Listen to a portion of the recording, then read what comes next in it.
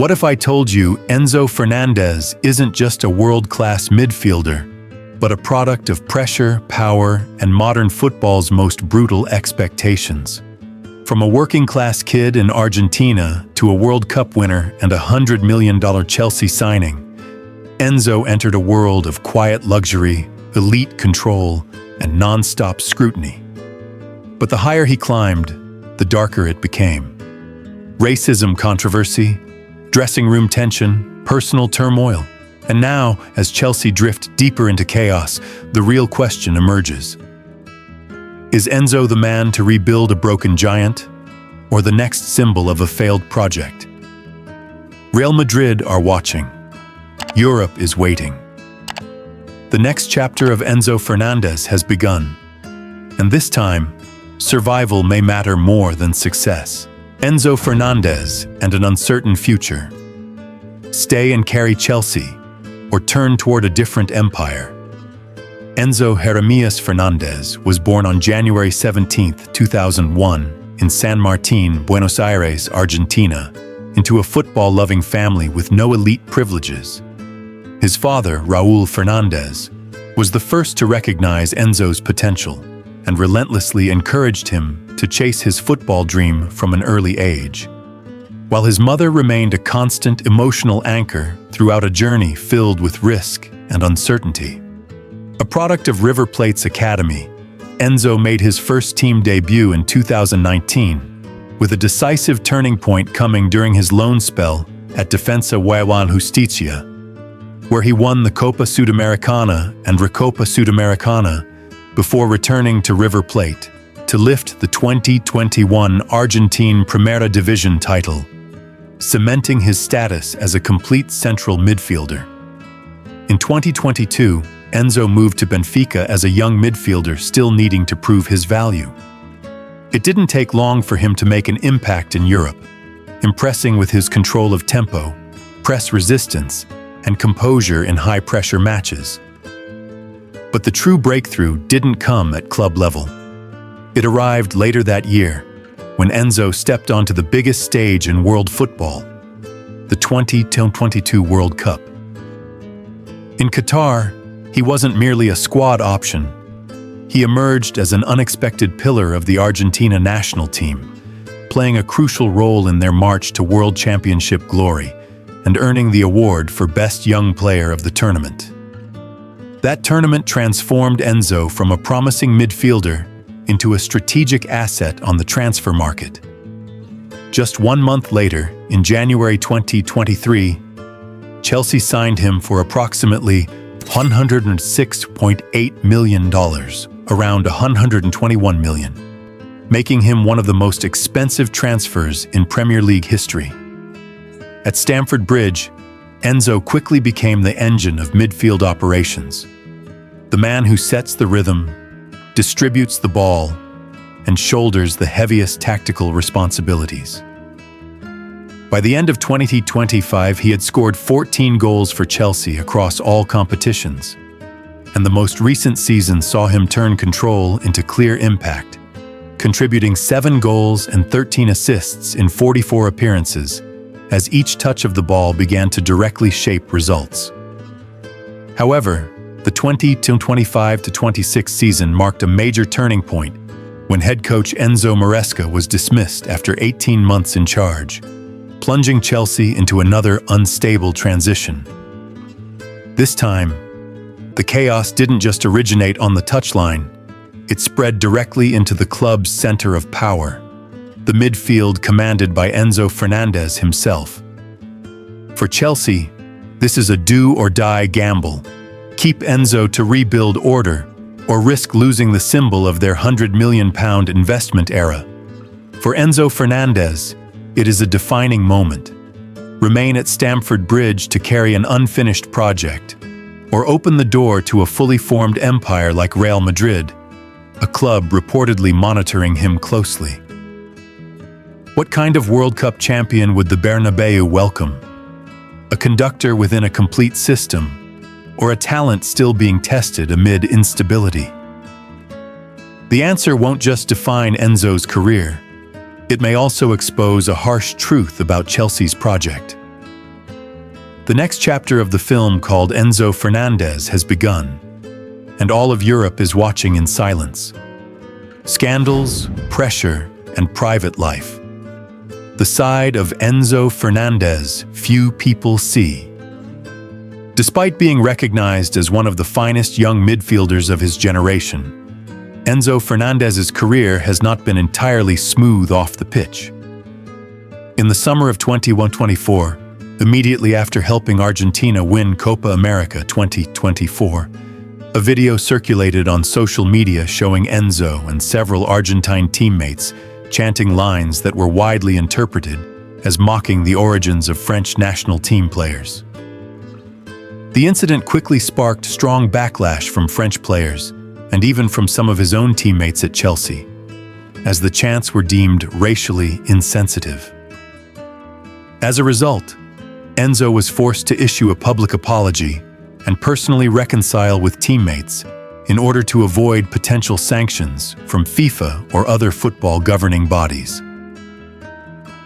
In his personal life, Enzo continued to attract media attention when he and Valentina Cervantes, his childhood partner and the mother of his 2 children, announced their separation after more than 6 years together in October 2024, with Valentina stating that Enzo wanted to experience single life after his career accelerated too quickly. During their separation, multiple romantic rumors emerged, including reports linking Enzo to popular singer Nicki Nicole, although neither party confirmed any relationship.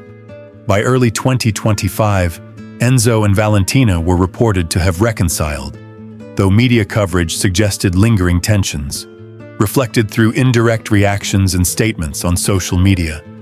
Additionally, Enzo became entangled in rumors involving Wanda Nara, the ex-wife of Mauro Icardi, after claims surfaced online that she had sent him flirtatious messages, allegations Wanda later publicly denied and described as baseless. Earlier in his career, Enzo also faced consequences off the field when he was banned from driving for 6 months and fined for a traffic violation in Wales. These incidents have not derailed Enzo Fernández's career, but they underline a broader reality of modern elite football. Pressure does not come solely from performances on the pitch, but also from how players manage their public image, private lives, and personal stability.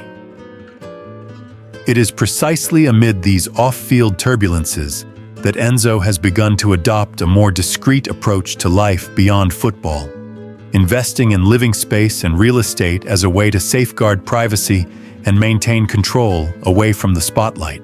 Where does Enzo Fernández live? Inside the multi-million-dollar homes behind the lights of Stamford Bridge. After the off-field turbulence, Enzo Fernández chose not to prove his status through flashy displays, but through real estate as a statement of quiet power. In England, Enzo is believed to live in a high-end property on the outskirts of London, close to Chelsea's training ground, an area favored by Premier League players for its absolute security and near-total privacy. Properties in this bracket typically range from $3 to $5 million, featuring gated grounds, private gyms, recovery spaces, and 24/7 security systems. Essentially, a personal fortress for a player scrutinized with every breath. Without cutting ties to his roots, Enzo also maintains properties in Buenos Aires and nearby areas, where luxury real estate values range between $1.5 and $2.5 million, serving both as a family residence and an escape from European pressure once the season ends. For Enzo, a home is not a way to show wealth. It is a way to control life, protect his family, secure privacy, and keep his mind stable amid the storm of media attention, form, and scandal. In a world where a 9-figure transfer can turn a player into a lightning rod after a single bad performance, the way Enzo Fernández invests in real estate reveals one clear truth. Those who control their living space are the ones truly capable of controlling a career at the highest level. Enzo Fernández's car collection. when quiet luxury outshines loud supercars. If real estate is Enzo Fernández's defensive fortress, then his car collection is how his power moves silently through the streets. Enzo doesn't chase shock-value supercars to fuel social media attention. Instead, he chooses vehicles that are expensive enough to signal status, yet discreet enough to keep his life from turning into a spectacle. The most valuable car in Enzo's garage is the Porsche Cayenne, a luxury SUV estimated to be worth between $90,000 and over $120,000, symbolizing the balance between power, safety, and understated elite image, and notably, the same vehicle that once led him into legal trouble in Wales following a traffic violation that resulted in a temporary driving ban. Close behind is the Mercedes-AMG GLE Coupe, a high-performance SUV priced around $80,000 to $95,000, where raw engine power, athletic design, and a refined interior intersect, ideal for a Premier League star who demands speed without excessive display. At a slightly lower but still elite tier, Enzo owns a Mercedes V-Class, a luxury MPV valued at approximately $70,000 to $85,000, a favorite among top footballers who prioritize family space, privacy, and absolute comfort. Completing the lineup is the Mercedes-Benz C-Class, a sedan priced around $45,000 to $55,000, simple, elegant, and practical. A clear reflection of Enzo's philosophy when it comes to cars. He doesn't need shocking supercars to prove his status. The total estimated value of Enzo Fernández's garage exceeds $300,000, and what stands out most is what's missing. No Ferrari, no Lamborghini, no loud hypercars. In a world where many stars use supercars to announce their success, Enzo chooses a different path, letting his vehicles speak quietly for a lifestyle defined by control, restraint, and exclusivity. Enzo Fernández in the sky, the luxury flights that lift him away from the pressure of the pitch, when the ground is no longer fast enough for the life of a player valued at over $100 million. Enzo Fernández steps into a space reserved for the elite, where aircraft are no longer a luxury, but a tool for controlling time and privacy. Enzo does not publicly own a private jet, but he regularly travels on chartered private aircraft, models typically used only by global superstars and top CEOs. At the very top are Gulfstream jets, such as the G650 or G700, flying offices, worth between $65 million and over $75 million, equipped with private sleeping cabins, meeting rooms, fully reclining leather seats, and intercontinental range, allowing Enzo to move silently between Europe and South America.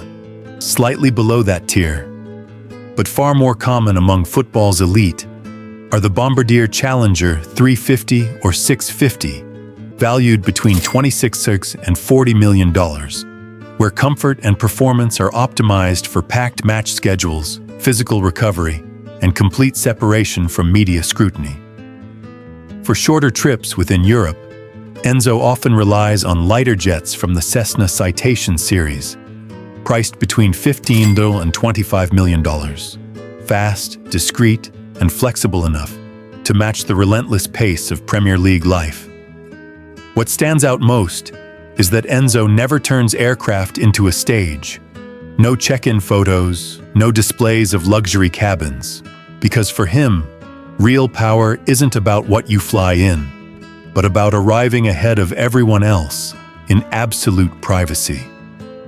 At the highest level of modern football, where every hour of rest is worth hundreds of thousands of dollars, the way Enzo Fernández moves through the sky makes one thing clear. He has entered a lifestyle where time matters more than any form of display. No parties, no show-off. What Enzo Fernández really uses his yacht for. After private flights that allow Enzo Fernández to control time and distance, The sea becomes the next destination whenever he needs to escape the pressure of football and the media. Out there, power is no longer measured by speed, but by absolute privacy. The yachts associated with Enzo belong to the high-end segment of brands such as Sunseeker and Azimut, with estimated values ranging from $4 to $7 million, not including annual operating costs that can reach hundreds of thousands of dollars. No loud parties, no social media flexing. Enzo's yacht is used as a secluded retreat. Private cabins comparable to luxury hotel suites, sun decks, and discreet living areas. Just enough for him to step away from the spotlight and recharge. Enzo often chooses low-profile routes in the Mediterranean or along the Argentine coastline, not to display status, but to be with his family, where he can temporarily set aside the role of a nine-figure superstar and simply be a husband and a father. In the elite world of football, where many use yachts to prove they've reached the top, Enzo Fernández uses his to protect his family and keep his mind calm, because he understands one thing clearly. Only when his private life is under control can he truly continue to control the game on the pitch. Enzo Fernández's million-dollar watch collection. When time becomes power, stepping off the yacht deck, where the sea slows everything down and pressure briefly fades, Enzo Fernández returns to solid ground, carrying a different kind of power. Time, worn quietly on his wrist. Within football's elite circle, Enzo is believed to be associated with watch brands at the very top of the luxury hierarchy, where value is defined not by flash, but by engineering, rarity, and status. At the highest level sits Richard Mille, a brand favored by elite athletes and billionaires, with prices ranging from $300,000 to over $1 million per piece. Ultra-light, extremely durable, and built to withstand extreme pressure, mirroring the life of a nine-figure midfielder. Just below that is Patek Philippe, particularly the Nautilus, a symbol of old money prestige, with market values between $120,000 and $200,000, where true status is expressed through absolute understatement. Next comes Audemar's Piguet, led by the iconic Royal Oak, priced around $70,000 to $120,000, representing a modern elite that understands the value of heritage and mechanical mastery. At a lower, but still firmly luxury, tier is Rolex, with models like the Daytona or Submariner, valued between $30,000 and $60,000, a common choice among locker room leaders for their durability and global symbolism. For Enzo Fernández, a watch isn't worn to show off. It serves as a reminder that every second carries responsibility, pressure, and expectation. And when a player learns to control his own time, that's when he truly earns the authority to control the game at the highest level. The mysteries surrounding Enzo Fernández's life and career continue to keep all of Europe watching. From a World Cup winner to a nine-figure signing trapped inside a chaotic Chelsea project, Enzo now stands at a dangerous crossroads. Either become the centerpiece of a high-risk rebuild, or walk away and enter an empire where mistakes are simply not tolerated. Will Stamford Bridge become the launchpad for his true authority, or the place that slowly wears down a talent born to control? Enzo Fernández's future is unfolding, cold, unforgiving, and not meant for those who hesitate. What do you think? Should Enzo stay or move on? Leave your thoughts in the comments. Don't forget to like and subscribe to keep exploring the untold stories behind elite football.